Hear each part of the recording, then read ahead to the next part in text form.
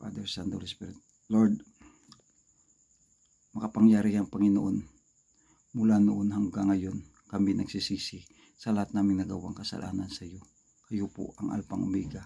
At wala kaming iba pang pupuntahan kundi kayo lang. Alam namin, Lord, ang taong tumatawag sa iyo, pinapansin mo. Sana pinapansin mo, Lord, kami, Lord.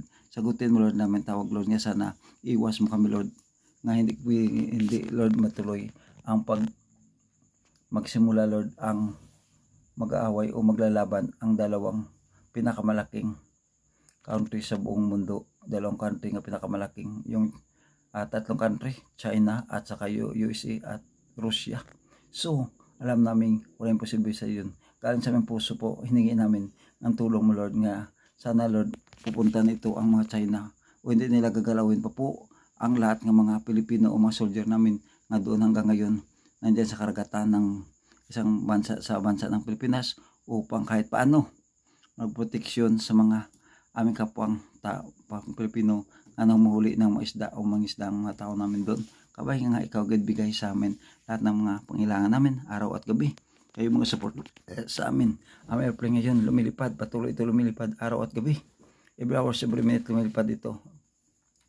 Ang airplane, kayo mag-protect, Lord, ang mga barko, ship na nagpaluto-luto ito sa makaragatan na papapunta sa ibang abroad at pabalik naman dito sa Pilipinas at sa iba-ibang bansa pa po ang lahat ng mga sasakyan ng mga tao pang dagat at pang himpapuwid.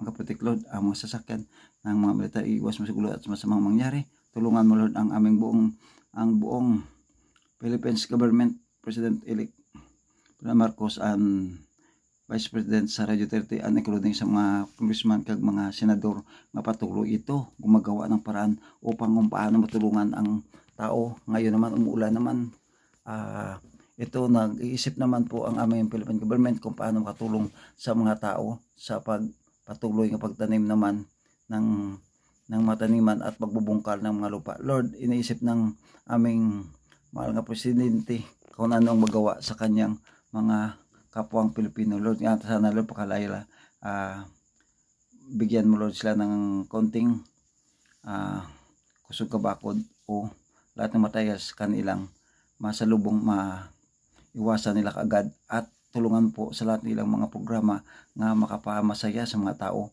upang kahit paano ang mga tao mabubuhay at sa makapaniwala sa totoong makapaniwala sa aming pungsod ng Pilipinas ng presidente.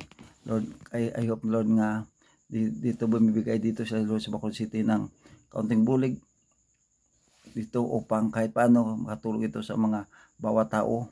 Nung nakaraan araw bumigay dito ang ating mahal na president sa mga tao upang kahit paano makatulong sa paghanap buhay ng mga tao. Lord, alam namin walang imposible sa iyo kung kayo po ang aming inasahan mula noon hanggang ngayon. Ito, Lord, lahat ng mabagay hiningi namin sa pangalan ni Jesus. In Jesus' name, Amen.